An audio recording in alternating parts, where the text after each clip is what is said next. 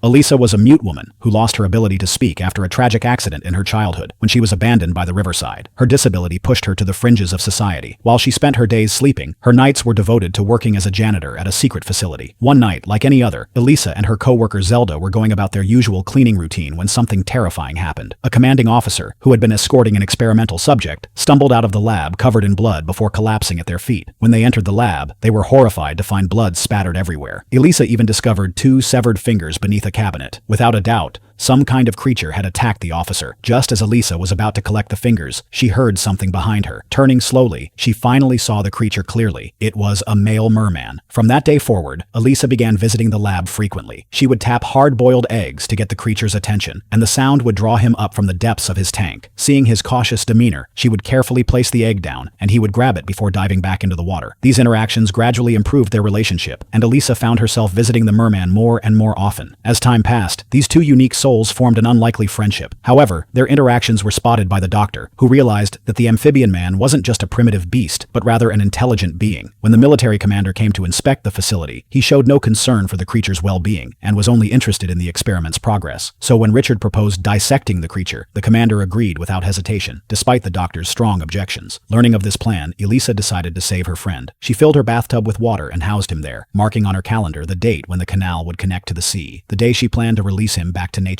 When Elisa returned home from work one day, she found the artist, her neighbor, sitting dejectedly on the floor. Despite his own injuries, he urged Elisa to find the merman. Following a trail of bloody handprints, they located him in an abandoned theater downstairs. Back at home, the creature seemed to realize his mistake. He placed his hand on the artist's head, emanating a blue light. The artist didn't think much of it until the next morning, when he discovered his bald spot had grown new hair. But their fortune wouldn't last. After being away from seawater for too long, the creature's scales began falling off, and he started coughing up blood. Elisa realized she needed to return him to the ocean quickly. Meanwhile, the officer hunting the creature had been investigating. After assaulting the doctor and learning that Elisa had rescued the creature, he rushed to her apartment, only to find it empty. As he fumed, the calendar on the wall caught his attention. By then, Elisa had already received Zelda's call, and they had arrived at the dock early. As the 3 of them were saying their goodbyes, they didn't notice the officer had caught up with them. The moment the creature turned around, the officer knocked out the artist and shot the creature twice in the chest. After killing the creature, he turned his gun on Elisa's abdomen. The artist managed to knock down the officer with a wooden plank, but when he went to check on Elisa, he found she had already lost her life. Just as despair was setting in, the creature's body began glowing blue again. He came back to life and stood up slowly under the artist's watchful gaze. With a simple gesture, the chest wounds healed completely. Before the officer could reload, the creature approached him. When the officer tried to stand again, the creature slit his throat. Then, taking Elisa from the artist's arms, the creature leaped into the water. Underwater, he gave Elisa a passionate kiss, and with a flash of blue light, she was resurrected. The scar on her neck transformed into gills, allowing her to breathe underwater.